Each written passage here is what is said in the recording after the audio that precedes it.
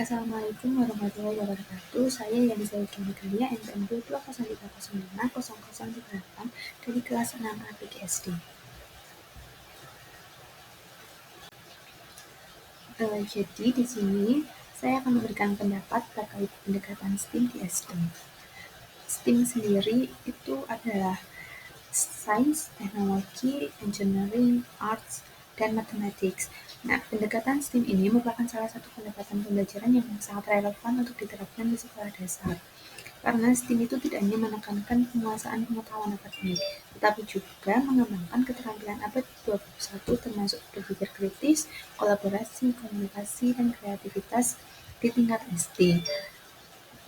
Kemudian pendekatan pembelajaran STEAM ini menggabungkan 5 bidang untuk membantu siswa belajar secara menyeluruh dan menyenangkan. Di tingkat SD, pendekatan ini sangat cocok diterapkan karena sesuai dengan cara belajar siswa yang cenderung suka bermain, bereksplorasi, dan bertanya. Dalam pembelajaran STEAM, siswa itu tidak hanya belajar teori, tetapi juga diajar untuk mencoba menciptakan dan memecahkan masalah. Misalnya, pada saat belajar tentang lingkungan, siswa itu bisa membuat alat penyaring sederhana, itu termasuk dalam engineering dan size-nya. Kemudian siswa juga dapat menghitung jumlah air yang dapat disaring, kemudian mendesain poster kampanye terkait hemat air, dan juga mempresentasikannya dengan menggunakan alat teknologi sederhana seperti slide. Dengan cara ini, anak-anak itu akan lebih aktif, kreatif, dan mudah memahami pelajaran karena terlibat langsung dalam proses belajar. Kemudian penerapan STEAM secara komprehensif di SD. STEAM ini dapat diterapkan secara komprehensif di SD dengan catatan dan didukung oleh guru yang memahami cara menggabungkan berbagai jenis pembelajaran, kurikulum yang fleksibel seperti kurikulum merdeka, dan kegiatan belajar yang berbasis proyek atau tema. Meskipun fasilitas di sekolah itu terbatas, tetapi pembelajaran STEAM tetap bisa dijalankan menggunakan alat dan bahan yang sederhana dari lingkungan sekitar. Salah satu kelebihan utama pendekatan ini adalah mampu mengembangkan keterampilan penting pada abad 21 seperti tadi berpikir kritis, kerjasama, dan kreativitas. Selain itu, siswa juga menjadi semangat belajar karena pelajaran terasa nyata dan menyenangkan.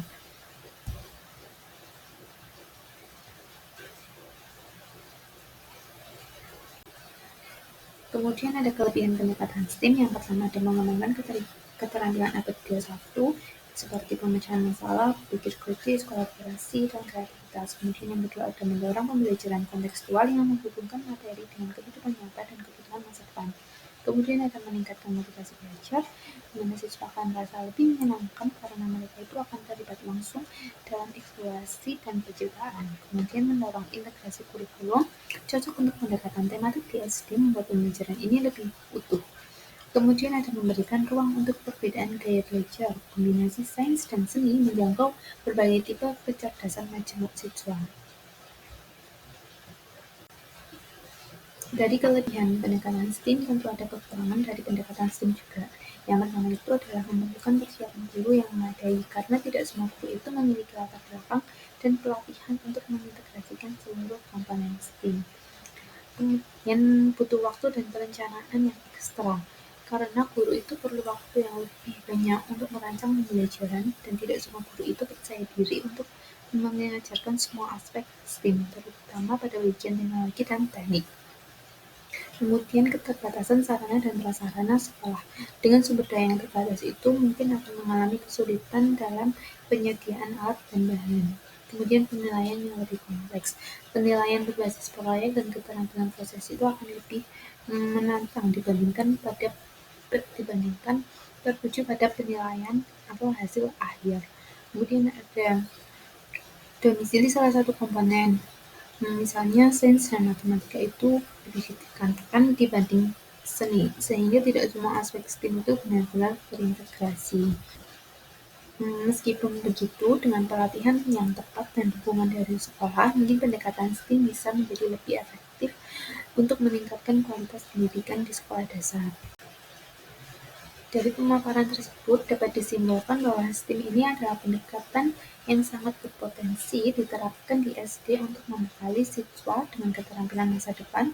Meskipun ada tantangan, pendekatan ini bisa dijalankan secara komprehensif dengan adaptasi yang sesuai dengan konteks lokal, sumber daya yang tersedia, dan pelatihan guru yang berkelanjutan. Kunci keberhasilan STEAM di SD ini adalah kreativitas guru dalam mendesain pembelajaran lintas disiplin yang bermakna, sederhana, dan menyenangkan.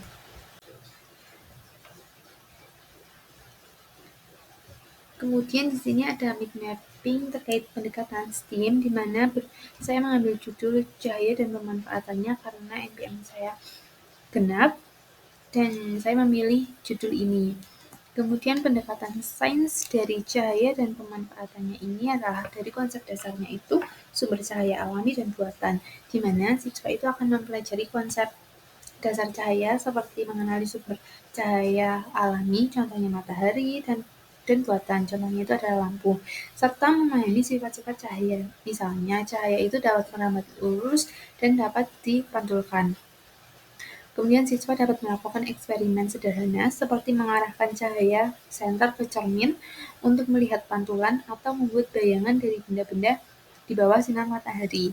Konteks isu terkininya itu diangkat dari kebutuhan cahaya saat terjadi pemadaman listrik, sehingga siswa itu dapat menyadari pentingnya energi alternatif sebagai solusi pengganti sumber cahaya listrik.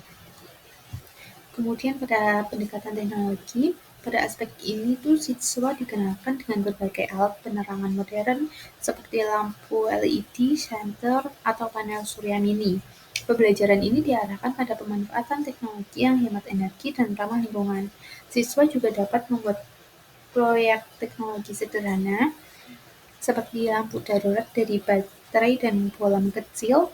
Dalam konteks pemadaman listrik, siswa ini dapat belajar bahwa teknologi dapat menjadi solusi, misalnya dengan memanfaatkan energi matahari sebagai alternatif sumber penerangan yang lebih efisien dan berkelanjutan.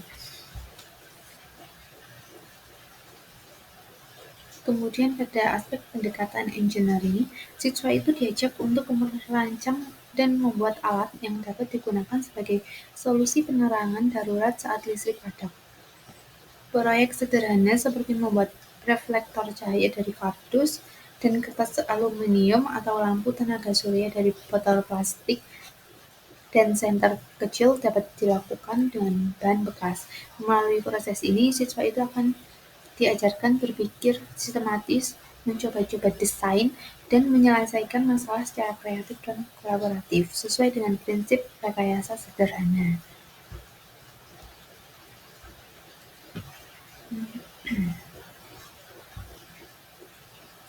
Kemudian dalam aspek pendekatan arts, seninya, siswa itu diberi kesempatan untuk mengekspresikan ide atau kreativitasnya itu melalui kegiatan menggambar, desain lampu yang unik, menghias lentera dari bahan daur ulang, atau membuat poster kampanye hemat energi.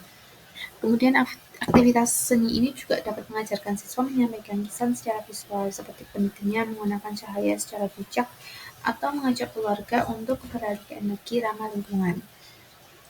Jadi mungkin dari siswa yang membuat teknik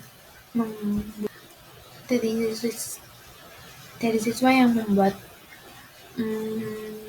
lampu sederhana dari bolam kecil atau baterai itu mungkin bisa dihias menggunakan lentera dari bahan daur ulang. Kemudian aspek matematiknya, siswa dapat dilibatkan dalam pengukuran dan penghitungan yang berkaitan dengan cahaya, misalnya mengukur panjang bayangan benda pada waktu yang berbeda, menghitung kebutuhan jumlah lampu untuk menerangi suatu ruangan, atau membuat grafik hasil pengamatan cahaya dan bayangan. Aktivitas ini tidak hanya akan melatih keterampilan berhitung siswa, tetapi juga akan melatih logika berpikir dan kemampuan analisis data secara sederhana. Cukup sekian pemaparan video materi terkait pendekatan STEAM di SD. Kurang lebihnya saya mohon maaf. Wassalamualaikum warahmatullahi wabarakatuh.